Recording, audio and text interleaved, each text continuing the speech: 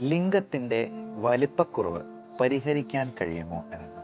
പലപ്പോഴും പല ആളുകൾക്കും ഈ വലിപ്പം, അതിൻ്റെ നീളം, അതിൻ്റെ വണ്ണം ഇതൊന്നും സാറ്റിസ്ഫാക്ടറി ആയിട്ടുള്ള ഒരു ലെവലിൽ ഉണ്ടാകാറില്ല. വണ്ണം, നീളം എന്നൊക്കെ പറയുന്നത് പലപ്പോഴും പല പോൺ ഫിലിംസിലൊക്കെ ആഫ്രിക്കൻ വംശജരുടേതിന് ഓട് കമ്പയർ ചെയ്തൊക്കെയായിരിക്കും ആളുകൾ ഇങ്ങനെയൊരു കോംപ്ലക്സ് മനസ്സിലേറ്റുന്നത് തന്നെ. ചെറുപ്പക്കാരായിട്ടുള്ള ആൾക്കാർ പോലും അത് ലിംഗം ഒരു സൈഡിലോട്ട് ചെരിഞ്ഞാണ് ഇരിക്കുന്നത്. അവർ പ്രൊട്രാക്ടറൊക്കെ വെച്ച് മെഷർ ചെയ്ത് വരെ നോക്കാറുണ്ട്.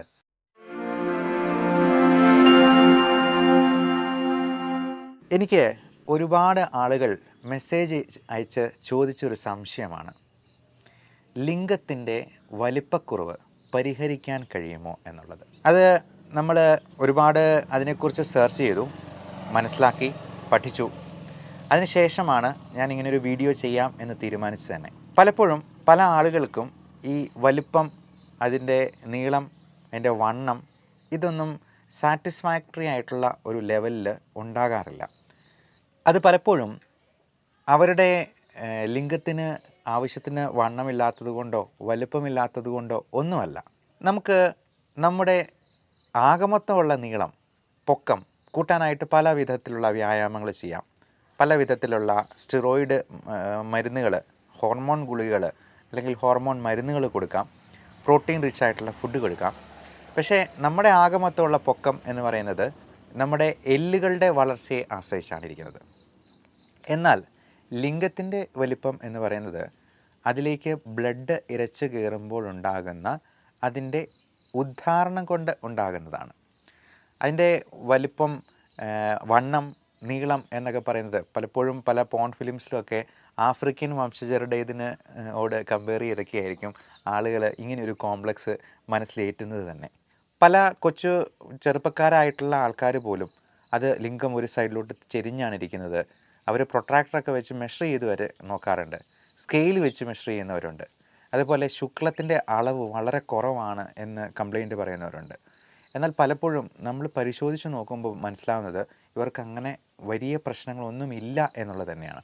എന്നാൽ പ്രശ്നങ്ങളുള്ളവർക്ക് നമ്മൾ അതിന് കൃത്യമായിട്ടുള്ള ട്രീറ്റ്മെൻറ്റ് കൊടുക്കുകയും ആ പ്രശ്നത്തിൽ നിന്ന് പൂർണ്ണമായിട്ട് പരിഹരിച്ചെടുക്കുകയും ചെയ്യും.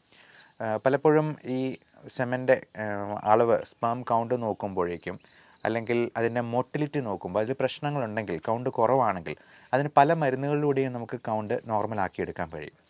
അതേപോലെ ഉദ്ധാരണക്കുറവിനും ശീഘ്രസ്ഖലനത്തിനുമൊക്കെ നമുക്ക് കൃത്യമായിട്ടുള്ള ചികിത്സ വഴി പൂർണ്ണമായിട്ടും പരിഹാരം എടുക്കാം.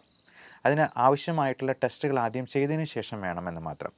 പലപ്പോഴും ഇങ്ങനെയുള്ള പ്രശ്നങ്ങൾക്ക് പുരുഷൻ തന്നെ വരാതെ വൈഫിനെയും കൂടെ കൂട്ടിക്കൊണ്ട് വന്നാൽ, പങ്കാളിയെയും കൂട്ടി വന്നു കഴിഞ്ഞാൽ അത് ഡോക്ടർക്ക് കുറച്ചുകൂടി എളുപ്പമായിരിക്കും എന്നുള്ളതാണ് പറയാനുള്ളത്. ഇനി ബാക്കിയുള്ള മെയിൻ പ്രശ്നത്തിലേക്ക് വരാം, ലിംഗത്തിൻ്റെ വലിപ്പക്കുറവ്. ഞാൻ അതിന് പേഷ്യൻസിൻ്റെ അടുത്ത് പറയാറുള്ള ഒരേ ഒരു കാര്യം, നമ്മുടെ മൂക്കിൻ്റെ നീളം ഒന്ന് കൂട്ടാനായിട്ട് പറ്റുമോ? അല്ലെങ്കിൽ കൈയുടെയോ കാലിൻ്റെയോ വണ്ണം ഒന്ന് കൂട്ടാൻ പറ്റുമോ? നമുക്ക് മസിൽസിൻ്റെ വണ്ണം കൂട്ടാൻ പറ്റും.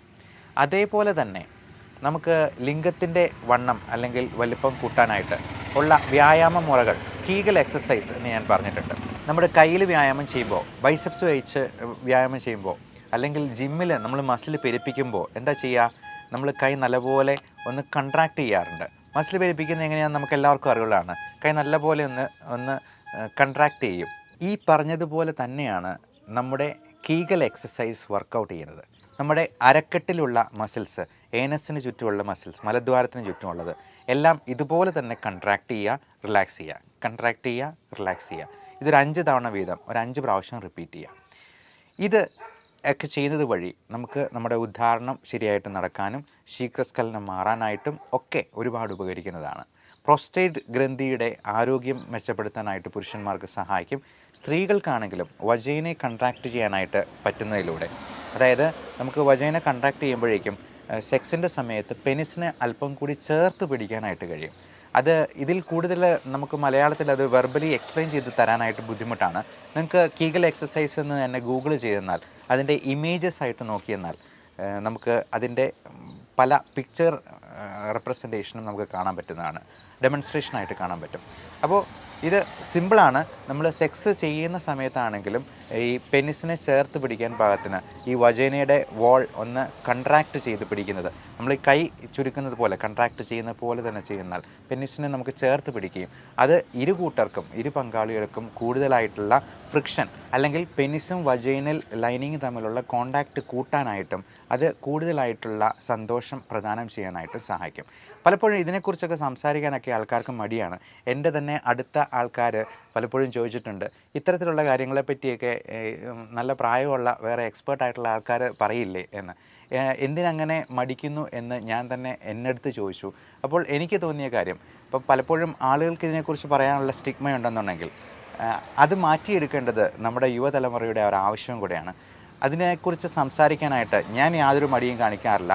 അത് നമ്മുടെ ഉത്തരവാദിത്തത്തിൽപ്പെട്ട ഒരു കാര്യമാണെന്ന് ഞാൻ വിചാരിക്കുകയും ചെയ്യുന്നു.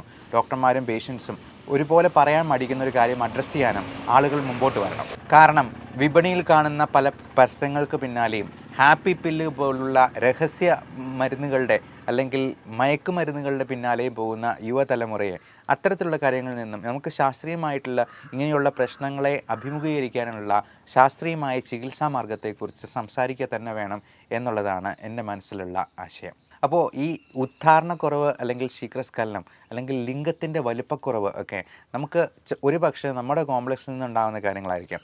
അതുപോലെ തന്നെ പുരുഷന്മാർക്ക് രോമവളർച്ചയില്ല. ഇപ്പോൾ കഴിഞ്ഞ ദിവസം വിളിച്ച ഒരു പേഷ്യൻ്റ്, അപ്പോൾ ഇങ്ങനെയുള്ളവർക്ക് നമ്മൾ ആദ്യം ടെസ്റ്റ് എല്ലാം ചെയ്ത് നോക്കും. ടെസ്റ്റോസ്റ്ററോണിൻ്റെ അളവിൽ കുറവുണ്ടെങ്കിൽ തീർച്ചയായിട്ടും അത് സപ്ലിമെൻറ്റ് ചെയ്യും. അത് ഇഞ്ചക്ഷനായിട്ടോ ടാബ്ലറ്റായിട്ടോ ഒക്കെ നമുക്ക് സപ്ലിമെൻറ്റ് ചെയ്യാവുന്നതാണ്. അപ്പോൾ ഇഞ്ചക്ഷനായിട്ടൊക്കെ എടുക്കുമ്പോഴത്തേക്കും തന്നെ അവരിൽ ഒത്തിരി വ്യത്യാസം വരും.